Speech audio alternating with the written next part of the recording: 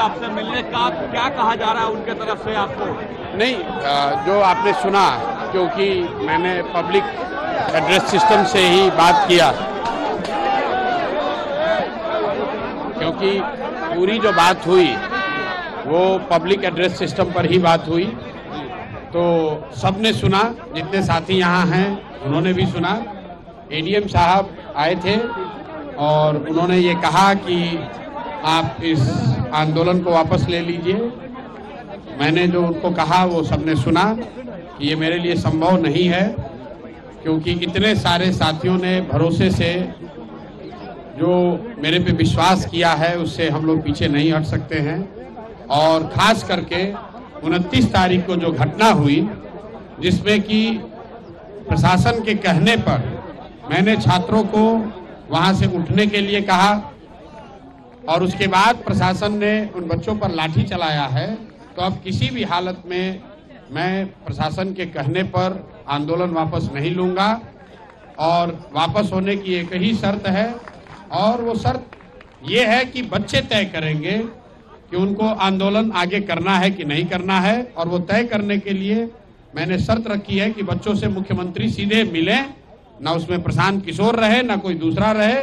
वो 5 बच्चों को चुन लें, ये 5 बच्चे जाएं, मुख्यमंत्री से मिलें, और फिर इनका भविष्य है, ये जो निर्णय लेंगे वो हम सबको, मुझे कम से कम स्वीकार होगा।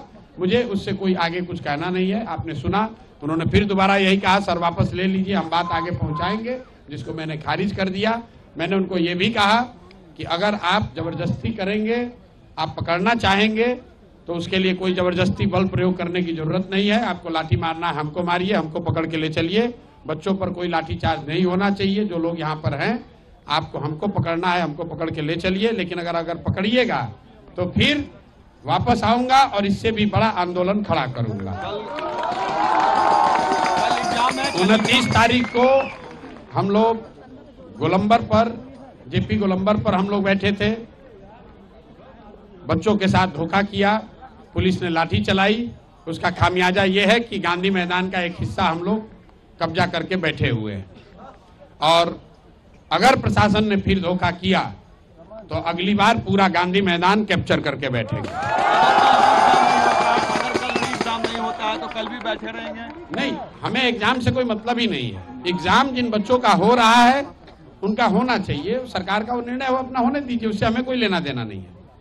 जिन बच्चों का एग्जाम पहले हो चुका है उनकी शिकायत है, बात उनकी होनी है मुख्यमंत्री से। और मुख्यमंत्री का अहंकार इतना है कि वो कह रहे हैं कि हम मिलेंगे नहीं, तो हम लोग की भी जिद है कि उनको मिलना ही पड़ेगा, और नहीं मिलेंगे तो हम लोग भी यहाँ पर डटे हुए हैं, जो करना है कीजिए। इतनी बात कह के हम लोगों ने खत्म करी है।